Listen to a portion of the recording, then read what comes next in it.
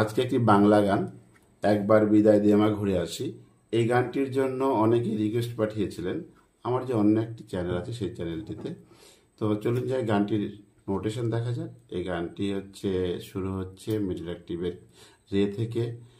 আর এই গানটির স্থায়ীতে রে, হায়ার অ্যাক্টিভের রে কোমল বা সি শার্প বলতে পারেন, গা মিডল অ্যাক্টিভের গা কোমল, ধা কোমল ও নি কোমল লাগছে। তো চলুন যাই গানটির নোটেশন দেখা যাক। তো প্রথম লাইন কি, একবার বিদায় দে মা ঘুরে আসি। তো নোটেশনটা কি হবে, রে গা মা পা ধা মা নি ধা পা মা পা ধা পা মা। এই লাইনটাকে দুবার বাজাতে হবে আপনাদের। তো কিভাবে বাজাবেন দেখুন।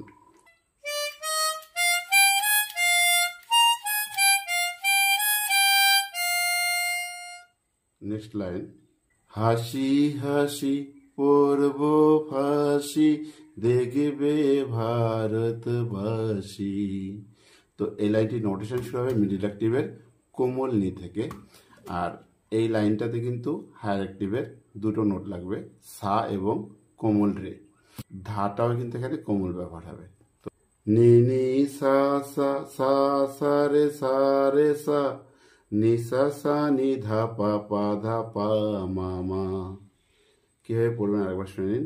নি নি সা সা সা সা রে সা নি সা সা নি ধা পা পা ধা পা মা মা।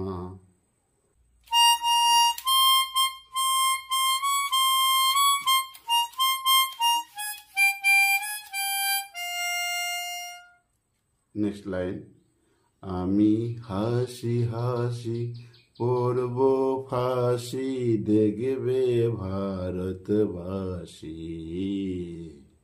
তো লাস্টে ই যে আছে তার জন্য আপনাকে কিন্তু এক্সট্রা নোটস ব্যবহার করতে হবে। দুটো লাইন প্রায় সেম, একটু নোটেশনে তফাৎ আছে। চলুন যাই দেখা যাক নোটেশনে কেমন তফাৎ হবে।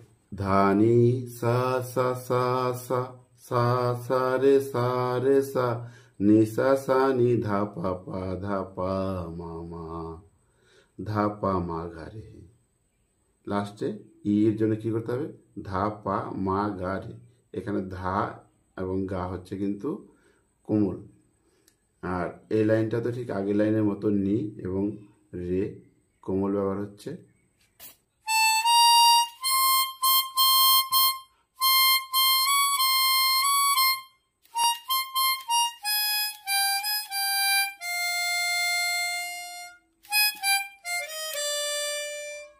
এরপর আবার একবার বিদায় দে মা ঘুরে আসি।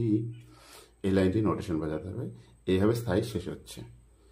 এরপরে নেক্সট ভিডিওতে আসছে অন্তরা।